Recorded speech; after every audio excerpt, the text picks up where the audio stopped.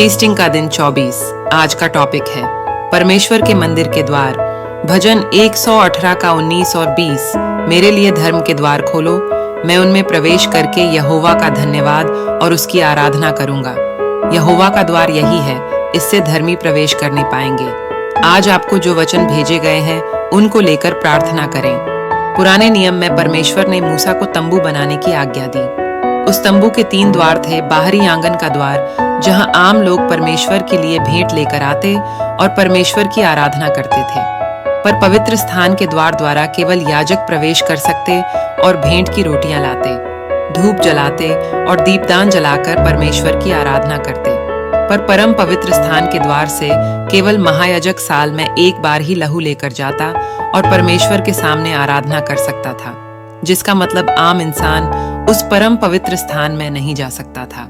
पर परमेश्वर ने यशायाह 16:5 में कह दिया कि अंत के दिनों में दया के साथ एक सिंहासन स्थिर किया जाएगा और उस पर दाऊद के तंबू में सच्चाई के साथ एक विराजमान होगा, जो सोच विचार कर सच्चा न्याय करेगा और धार्मिकता के काम पर तत्पर रहेगा।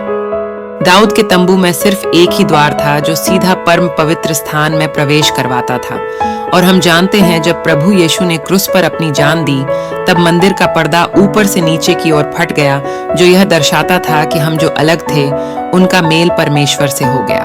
अब हम सीधा परमेश्वर के अनुग्रह के सिंहासन के पास आने का हयाव पा चुके हैं। यशायाह 22:22 में प्रभु ने कहा, मैं दाऊद के घराने की कुंजी उसके कंधे पर रखूंगा और वह खोलेगा और कोई बंद न कर सकेगा, वह बंद करेगा और कोई खोल न सकेगा। वह कुंजी है प्रभु यीशु का नाम, वह कुंजी है हमारी प्रार्थना, वह कुंजी है हमारा अंगीकार, वह कुंजी है हमारी आराधना, हमारे मुख का बलिदान। वह कुंजी उस परम पवित्र द्वार को खोलने की कुंजी है, जिससे हम सीधा परमेश्वर पिता से मिल सकते हैं। आज का आशीष का वचन, मैं इस पत्थर अर्थात प्रभु यीशु पर अपनी कलीसिया बनाऊंगा और अधोलोक के फाटक उस पर प्रबल न होंगे।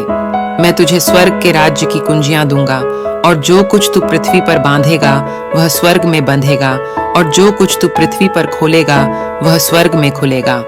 आमीन।